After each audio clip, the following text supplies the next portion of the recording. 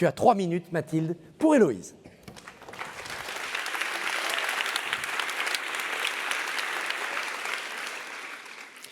Il était vrai que dans sa vallée natale, où on se levait et se couchait avec le soleil, on mangeait bien plus tôt, à des heures convenables, aurait dit la vieille Mirella.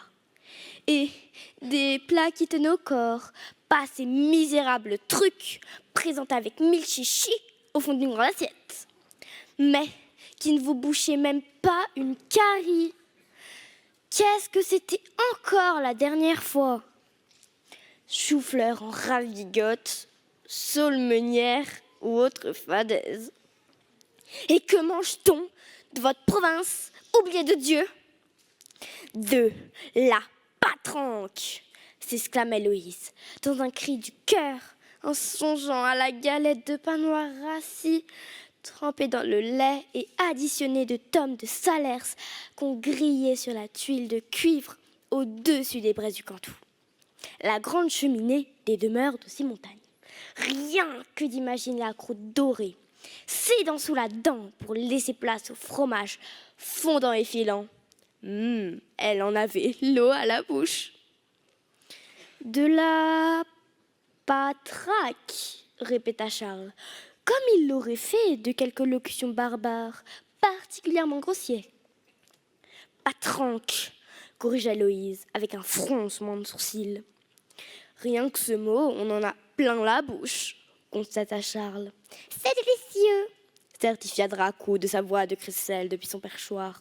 Charles, qui était en train d'ajuster la manche de Louise, sursauta et se tourna vers l'écureuil feu, qui, depuis le secrétaire, lui rendit son regard de ses billes embrasées.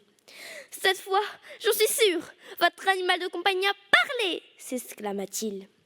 Mais non, l'assura Héloïse, avec une œillade appuyée en direction du petit démon. Vous vous faites des idées. Je suis certain qu'il a dit c'est délicieux.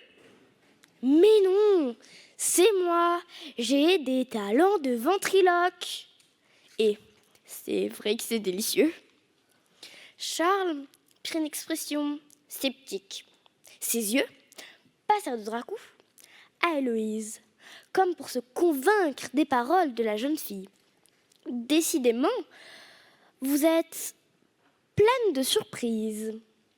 Et t'as encore rien vu, mon mignon, répondit aussitôt Dracou, profitant de l'occasion trop belle pour se livrer à quelques facéties. Son naturel reprenait le dessus. Héloïse, elle aussi, rougit violemment et tourna vers le diablotin un regard furieux qui lui promettait 1000 tourments.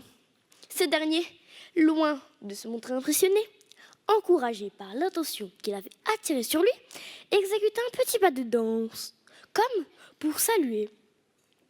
Mademoiselle Héloïse, articula Charles qui semblait à son tour gêné.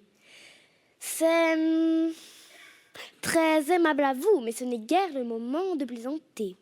Héloïse ouvrit la bouche pour répondre. Dracou la devança. Mais je ne plaisante pas du tout. Un garçon déguisé en fille, je trouve ça vraiment craquant. Charles recula d'un pas. Merci. Mathilde d'Agondange pour Héloïse de Lupignac.